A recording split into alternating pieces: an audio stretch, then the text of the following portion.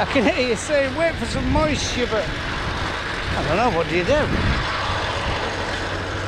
I don't know, I ain't a clue. We're drilling half of our rip, and then we're going to try and wait for a bit of moisture.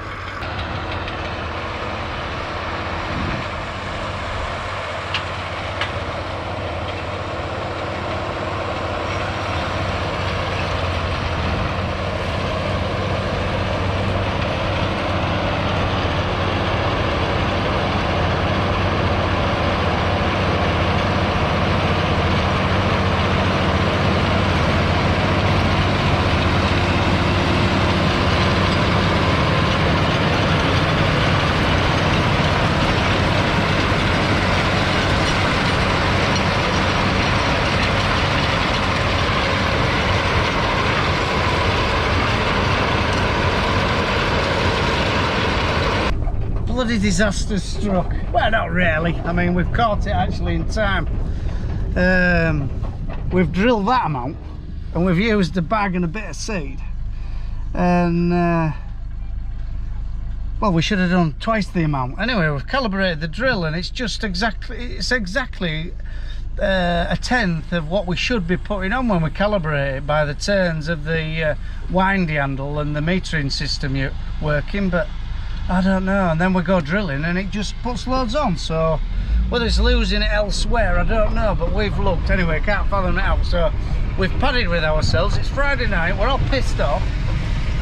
He's just, see, with pulling that drill we can fold our tines up and just power her. So he's just power until night. He's just gonna just use it as a power and not have the drill in the ground. And we're going to put the Vardestad on tomorrow because we know the Vardestad is 100% accurate. Phil's got the big guns on. He's got the case magnum and culture press on, so it's making him smile. She's raving it like a dream. It's a beautiful tractor, that. I'll just show you.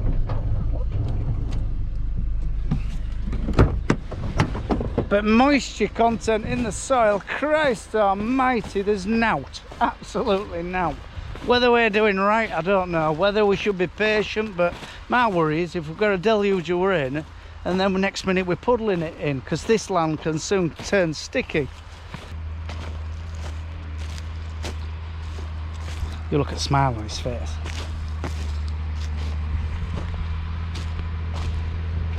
It's making a job and all, because it's fairly gnarly, and it's just saving powerers. It's just making powerers' life a lot easier.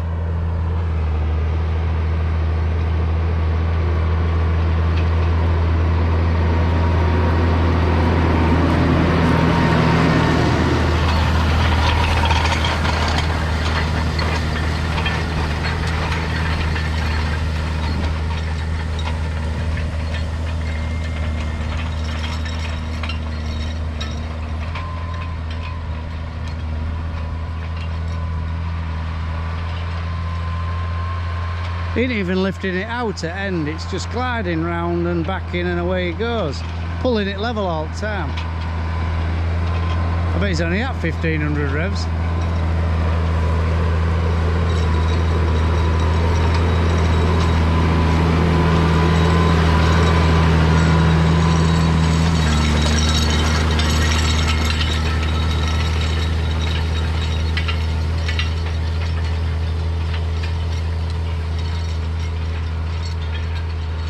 Phil's living the dream.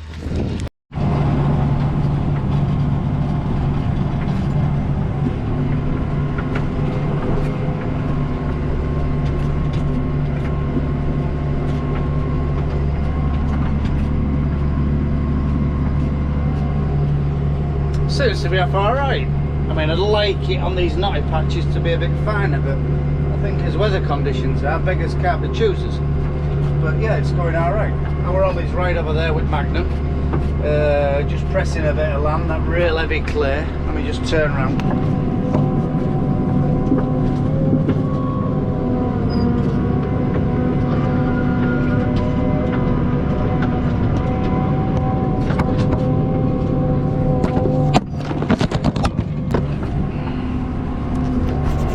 You fell over, didn't you? Yeah, it's going here. Our Ollie's over there pressing some land with culti press.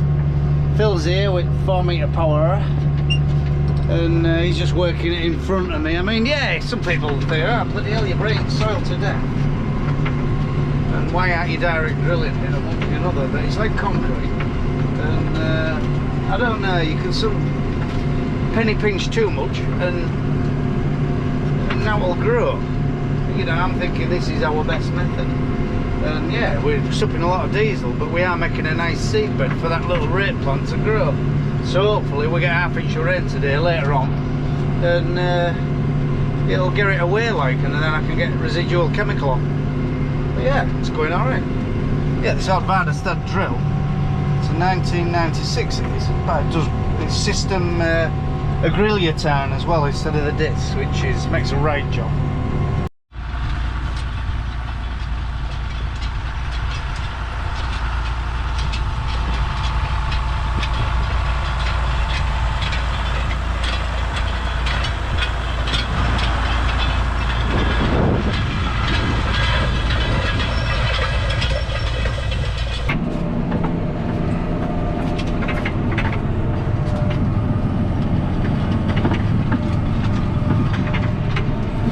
Last headland of the first field of rape going in, variety Ambassador at 2.2 kilo per hectare, which to be fair in this field here there's some real blow away sand, and then there's some gravel, and then there's some heavy beds, and on the heavy beds really it could do with a bit more seed, but it isn't really practical.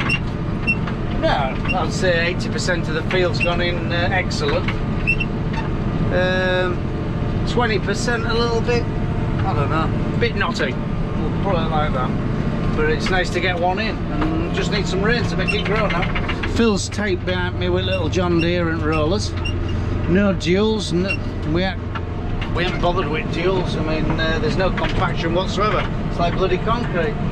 It's got door open, and the air conditioning didn't work in there. Needs regassing, so yeah, he's taped behind me, so yeah, job done.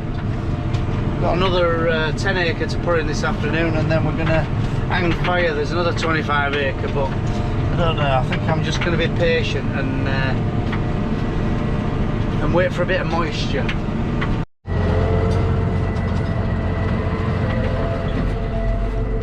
Yeah, that Cousins press, it's got its place on this farm actually. Sometimes, you know, when the land's a little bit baked out, it does really crunch it up. It's like, well, it's exactly the same really as a Simba culti press, but I think a culti press with DD rings would make a better job. But that makes a job, and it was for now and all. I think I picked it up. I think I gave about 1,500 quid, but all the bearings were knackered and they were very expensive. And we re-bearinged it and put new tines on, and yeah, it don't come out much. It'll only do, I think last year it did about 50 or 60 acre, and this year, well, depending on weather, it just eases the power. If it's real rough for power to go in, it just eases it, just sort of you know, just knocks it about and breaks it up. Fantastic piece of kit that. Well, it's old, but bloody hell, it just puts the seed in the ground exactly where you want it. Only one downfall with a Varda step drill, and that's servicing the bloody thing. And if you've had anything to do with one in your life, you'll know exactly what I'm on about. All them grease nipples, and now it's really easy to get to. Everything's finger trapping, you know, on the wheels and climbing underneath to do all the discs. They reckon, the experts reckons it's once a season job on discs. Well, we do them every 100 acre. It just sounds a little bit lean on the grease, does once a season. Bloody hell, look at it, dust bowl. Gabe Brown would be vexed, wouldn't he, at that erosion what's going on, if you know what I mean. And if you don't know what I mean, he's the front runner in no-till regenerative farming in America. He's been doing it for years, since the 80s. And so, well, yeah, a very clever fella actually. We could learn a lot from him. But the big step to do it all in a one is a big step. Like we're just sort of playing at the moment with cover crops and no till and min till, and you know, I think the plough's still got its place on a farm, but we don't plough a lot now. It's very destructive to the soil. God, if anybody wants to do us a little bit of a rain dance for this east side of the country, because moisture zero. I've just been prattling about with some few experiments really. I've just, beginning of this field, I've drilled some tillage radish, that long rooted white radish thing with loads of top. Well, it's designed actually for, you can graze it, and the radish itself sends a massive taproot down into your pan soil and does some natural sort of subsoiling, and also stores up all the nutrients what will leach over winter, you know, store it up in that bulb and its foliage.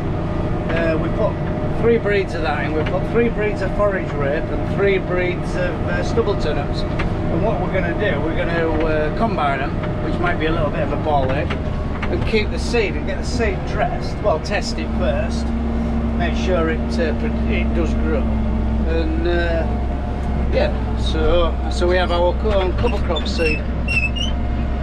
Well, and forage seed as well. I know I can hear you saying, bloody hell, Rich, isn't that dear to buy? Well, it maybe isn't, but everything adds up, doesn't it? We sometimes find home safe seed does better than the bought stuff. So, anyway, we're on rape now, so no. I think we ought to just crack on with this field because there is a few spots on window. I don't know whether it's going to come out. Be a mucky lot if it did. Christ, all this dust about. Good day's drilling yesterday. We put 40 acre of rape in. Oh, and them other little bits of experiments I put in. We're going to just treat them exactly the same because they're all brassicas. So the chemistry we use on the main crop of rape will, weed control as in, and fertiliser, we'll just treat it exactly the same and see what happens. Because as I say, they're all brassicas, so they should be not affected by the chemicals we use on the rape, if I'm making any sense. But yeah, got up early this morning, expect it to be, being a wet night, to do this, put some chemical on what I drilled yesterday, and there's been now. And I mean, we just keep missing it down this east side, so, but anyway. So right, if you like these videos, like and subscribe. We're mixed farm in East Yorkshire, not too fancy, bit rough and ready. And yeah, we'll try and keep you entertained. Bye for now.